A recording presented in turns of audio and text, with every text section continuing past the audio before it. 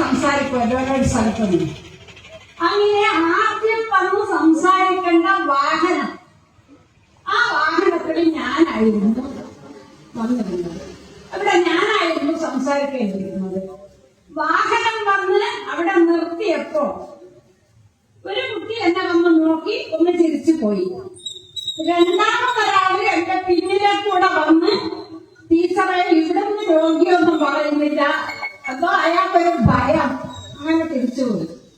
മൂന്നാമതൊരാള് വന്ന് എന്നോട് സംസാരിച്ചത്, ഇത് നിങ്ങൾക്ക് പറ്റിയ സ്ഥലമല്ല, അതുകൊണ്ട് ജീവനോടെ തിരിച്ചു പോകണമെന്നുണ്ടെങ്കിൽ ഉടനെ ഇവിടെ നിന്ന് വിട്ടുപോയിക്കൊള്ളണം എന്നാണ് അദ്ദേഹം പറഞ്ഞത്. ചിലപ്പോ അദ്ദേഹം ഈ പ്രദേശത്ത് എവിടെയെങ്കിലും ഉണ്ടെങ്കിൽ ഇത് കേട്ടാൽ അദ്ദേഹത്തിന് ഓർമ്മ വരും.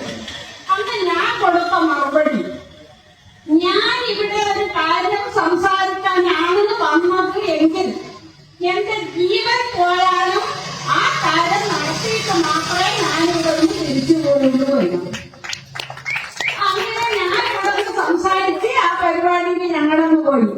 ഇപ്പൊ യഥാർത്ഥത്തിൽ നമുക്കൊരു ഓഫീസിന് വേണ്ടി ഒരു ധീരയായ അമ്മ ശ്യാമള ചേച്ചി ഇവിടെ ഒരു ഓഫീസിന് വേണ്ടി ഒരു ബിൽഡിംഗ് കൊടുത്തു എന്നറിഞ്ഞപ്പോൾ ഞാൻ വളരെയധികം സന്തോഷിച്ചു. ഇത്രയും ഈ പെരളശ്ശേരി പ്രദേശത്ത് ചങ്കൂറ്റത്തോടുകൂടി അത് നൽകാൻ തയ്യാറായ ആ വീട്ടമ്മയെ ഞാൻ 1000 പൂച്ചെണ്ടുകൾ നൽകി ആശംസിക്കുന്നു എന്ന് പറയാനാണ് ഞാൻ ആഗ്രഹിക്കുന്നത്.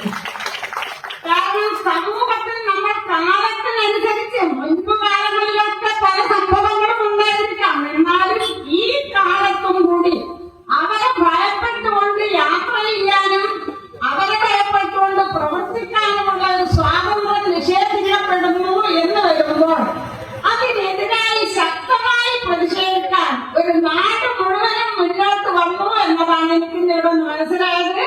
ഈ തരം മുന്നേറ്റം ഈ പെരളശ്ശേരി പ്രദേശത്തുണ്ടായിരുന്നില്ല.